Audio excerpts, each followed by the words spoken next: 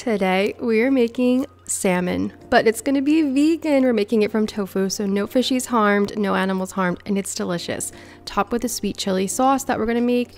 It's so good, you need to try it. So to start this off, we actually need to make a little marinade to help give our tofu some color, and beets and carrots are going to be the main thing that are going to really color this tofu like salmon. And then we're going to add in 2 sheets of nori. I'm just going to rip those up, throw them into my blender, and then we're going to add in a bunch of seasonings. Definitely helps to add nice flavor. So we got salt, onion powder, garlic powder, Old Bay seasoning, and paprika. And of course, if you want to add anything else in there, you can, but those are definitely just the baseline spices you're going to need. So pop those into the blender with a little bit of water, and then you're going to start to blend it. You're most likely going to need to add all the water, but I just always like to add it in slowly just in case, because carrots can have a lot of water, the beets might have water, and the beets that I'm using are sliced beets from a can. You just want to make sure it's a already cooked beet. So after blending, I could definitely see it was a little too thick, so we added in the rest of our water, and we're just going to blend this up one more time until it is a little thinner, a little bit more marinade-like. Now we are going to make our tofu. So we're going to take a block of super firm tofu and we're going to cut it into thirds. Then you're going to flip it on its side, and we're going to cut a curve shape, a sort of S shape, if you will, having one side be thinner, one side be thicker to resemble a salmon fillet. And this is like an extra step. If you don't want to do this, you definitely don't have to. You could just cut it into rectangles, but for appearance wise and just kind of really making this look, I guess you could say, realistic, this is going to add a little extra touch.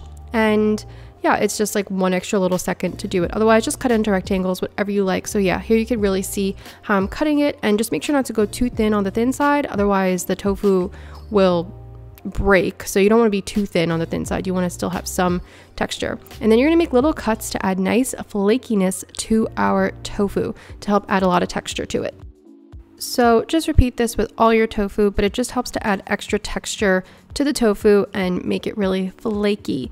So, and be careful not to cut it too thin on the thin side. Like, don't go too far down that you cut the little corner off. So now it is time to marinate our tofu. So into a dish, I just put some marinade on the bottom of it, and then my camera didn't cooperate here with me, got a little fuzzy. So I just added in those tofu pieces, just kind of layering the marinade on top, adding all the tofu in, and then pouring the rest of that marinade on top. I'm gonna add a little water into the blender and then pour it even more on top, just to really make sure we're getting all of that in there. And that color is just so gorgeous. Then I'm gonna take a spoon and I'm just going to spread it out evenly and make sure those flaky sides that we cut are covered in the marinade, because we want it to have really nice color.